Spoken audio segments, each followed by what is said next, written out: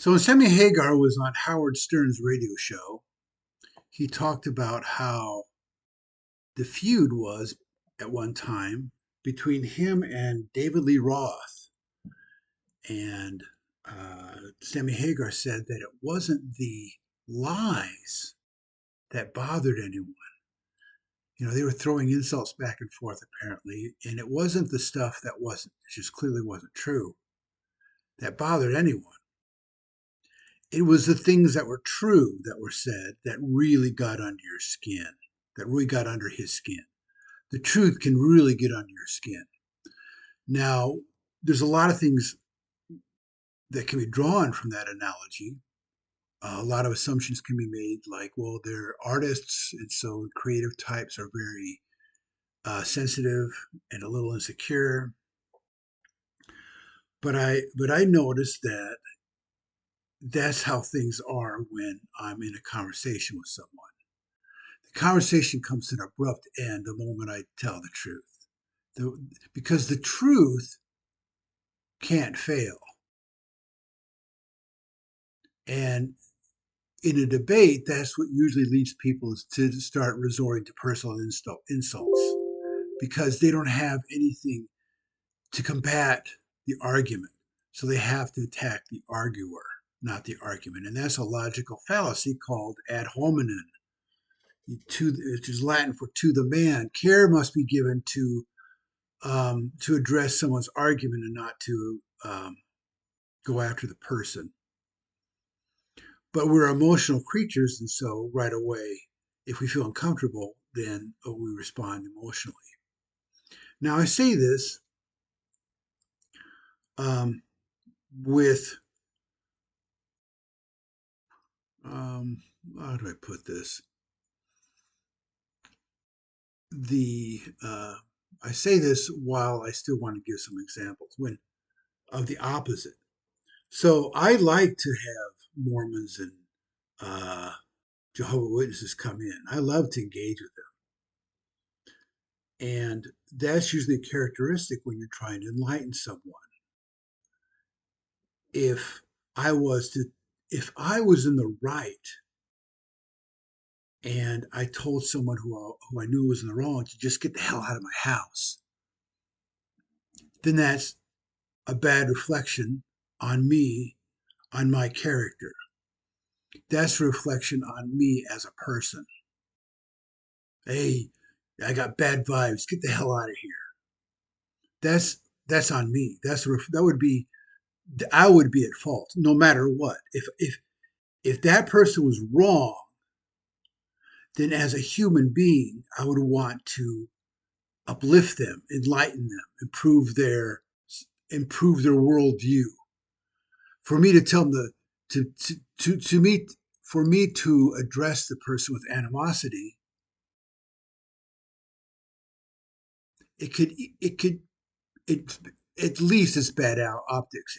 It looks like I'm wrong, and I know on some level I am, and I can't handle it.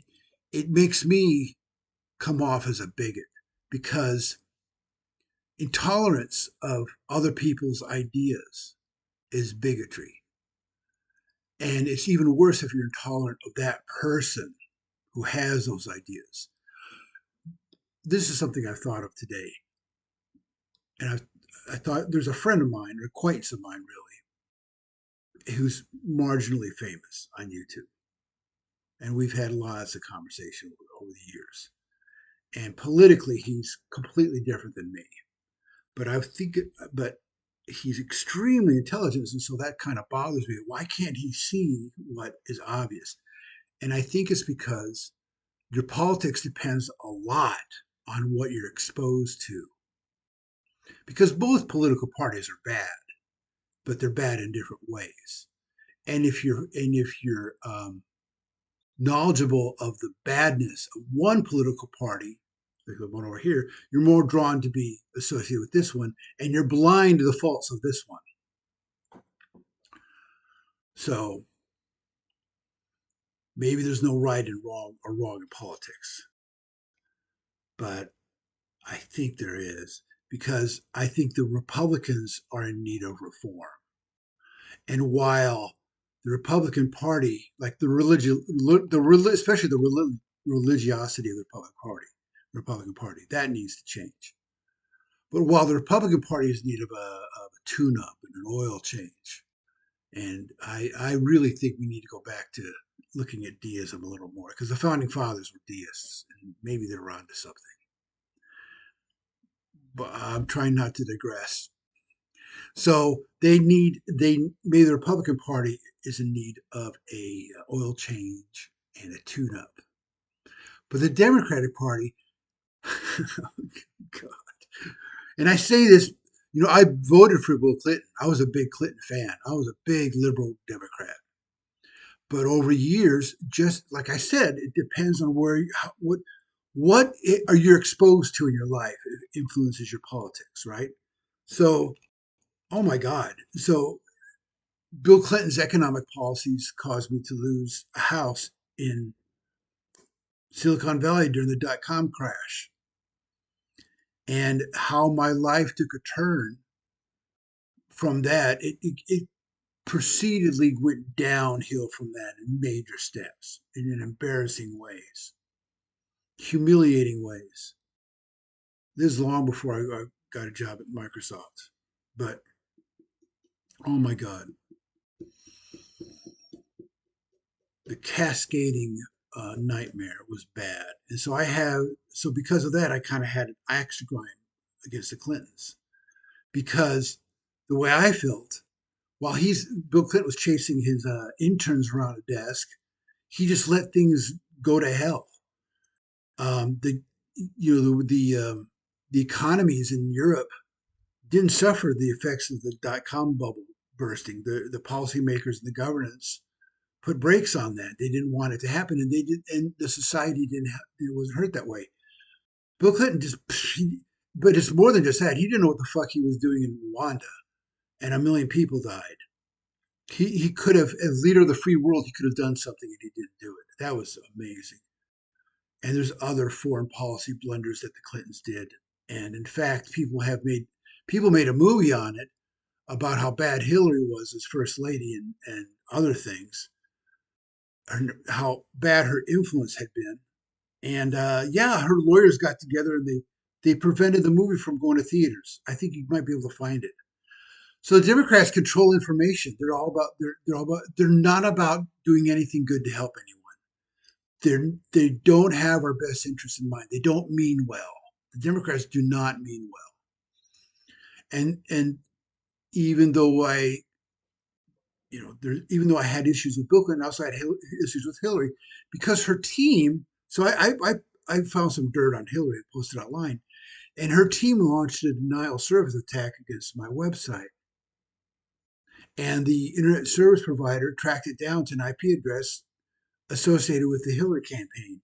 And they were in over their head. They didn't know what the fuck to do. They were scared, the internet service provider. And I had to switch internet service provider. I had to move my website from one service to another. So, yeah, she's Hillary's bad. She's bad news. She's power hungry. She doesn't get anything done. She's all about show, and it's all just an act. It's all just a show. And so I didn't really have anything wrong with Joe Biden, but at the same time, he doesn't. Senator, I like to call him Senator Biden because he just became vice president as well, I don't know. Maybe Obama needed to have a stupid white guy as vice president to make him look good. I don't know. I don't know. Why was he vice president? I don't know. But yeah, he's not for the little guy. The whole bit about democracy, the Democratic Party, they're not out to help the poor people, the people disadvantaged. It's all just a scam. It's you can actually find Jon Stewart in a like a home meeting where he's being interviewed. So about the Biden idea of making all this electric cars. The whole point of allowing the gas prices to skyrocket was to incentivize people to buy electric cars. They were going to have changing charging stations all across the country. Uh, no, yeah. You could find that there's an interview or a conversation that Jon Stewart had with some guy, and they were talking about that, like the committees that were set up, the regulatory committees and the inspections and everything. It was so preposterous. It was designed to fail. It was just designed. The whole thing was uh, the whole thing. I don't want to say kickbacks or money laundering, but it was all just a way of making profits for Joe Biden's friends. It wasn't in any way designed um, to have electric cars. And by the way, in some states, you, there were no plans for ever having stations in some states. Yeah, that was so at our at taxpayers' expense. Joe Biden's political connections became wealthy. He was only interested in producing wealth for himself and his family, Joe Biden. And if you think that the Democrats are the proverbial good guys and they mean well, you're very gullible and naive. And you're very easily duped too. Because this is something else. My assertion is that all of the Trump hatred, the hatred towards Donald Trump, was just manufactured. It was all product of the news media. And that sounds absurd and radical, but sometimes the least popular idea is actually true. Sometimes the one thing nobody believes is actually true. And like Mark Twain said, it's easier to fool someone than convince them they've been fooled. So even though I have the receipts and the proof, showing it to people doesn't change their mind. It blows my mind. Showing the proof that the media just made shit up about Donald Trump, it doesn't budge the needle. It's just amazing to me. A good example is I find that even today, otherwise intelligent and respectable people think that Trump mocked Serge Kavinsky's disability. They think when he was acting, he was mocking someone being flustered and trapped in their lives, as Serge Kavinsky was. They think he was mocking the fact that he had this disability with his arm. That was all manufactured by the news media, and I made YouTube videos where I go into detail. And the funny thing is, the more detail you go into, the more they kind of zone out. They don't want to hear it. People don't want to hear it. But yeah, Trump never said a lot of things that even Kamala, the stuff that's been debunked, Kamala Harris brought up during the debate. So I think they're smart enough to know that it's crap. But it's theater. The Democrats is all show and theater. It's all just show and theater. They're professional performers. Democratic politicians are professional performers. And if that bothers you, maybe I'm telling you the truth. Maybe it bothers you because I'm telling you the truth. Maybe that's maybe you have to actually have the emotional maturity to consider you might be wrong, or I might be wrong. I might be wrong. I think maybe there's something I'm overlooking. I'm open to. That's another thing about debates. If you lose a debate, you've actually won. You've actually gained something. If you're in a debate and you lost the debate, then you have actually attained something valuable. You actually learned something from it. So in a weird twist, the people that win the debate, they just get practice debating, of proving their points. The people that win. But the people that lost, they've actually been given a gift. They've actually been given something extremely priceless. I want to say valuable. Anyway, they've been given something extremely valuable, which is knowledge. They've been given the opportunity to do some self-reflection and improve. They've actually gained something. If you lose the debate, you've actually gained something.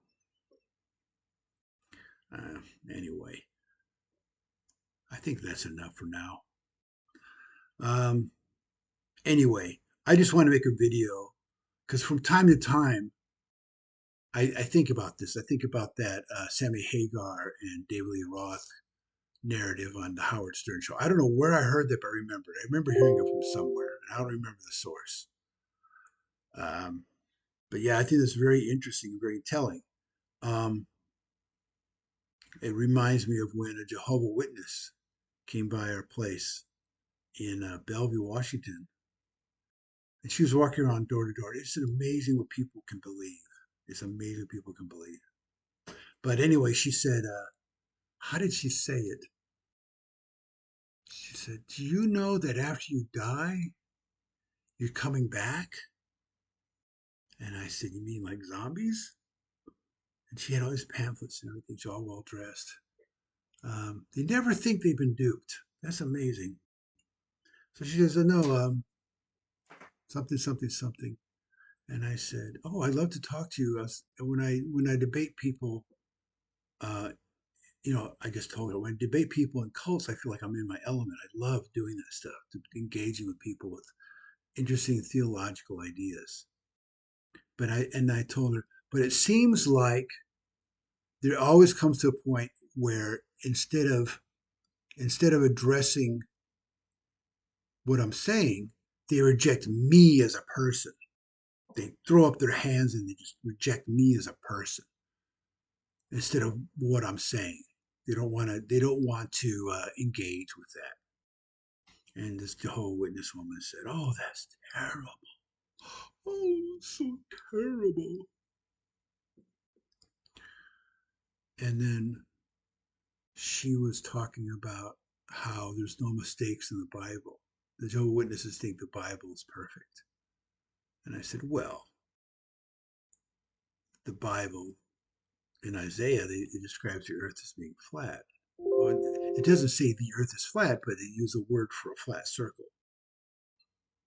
And it is a mistake because if the writer wanted to be a ball, there's a Hebrew word for ball, and it's in the Bible, but it's never used to describe the earth. And she immediately wanted to defend it. She says, well, if you look from space, it kind of looked, her mind was focusing on countering what I was saying. She was trying to change the facts to fit her belief instead of changing her belief to fit the facts. So she goes, oh, if you look from space, it's kind of flat because it, and then she did exactly what I mentioned earlier that cultists do to me. She threw up her hand. She goes, "Good day to you, sir. Good day to you, sir. Good day." And she turned, pivoted, and walked out